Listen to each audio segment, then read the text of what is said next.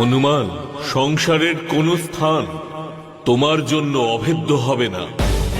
তুমি যেখানে যেতে চাইবে যেতে পারবে, আর কেহই তোমাকে আটকাতে সক্ষম হবে না। আর আমার ব্রহ্মাস্ত্র তোমার উপর কোনো প্রভাব ফেলতে পারবে না।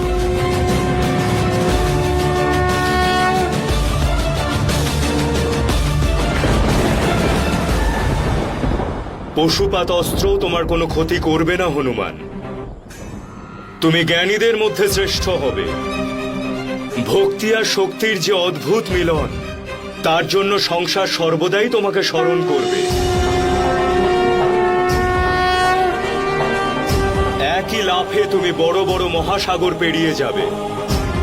আর যে কার্যটি করার প্রতিজ্ঞা করবে তা অবশ্যই পূরণ করবে।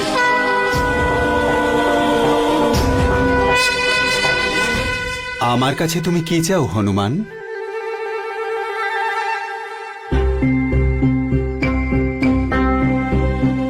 নতজানু হলে কেন হনুমান? আমি জানি না প্রভু, ব্যাস আমার চেতনা আমাকে বলল আপনার সামনে নত হতে। ওঠো হনুমান।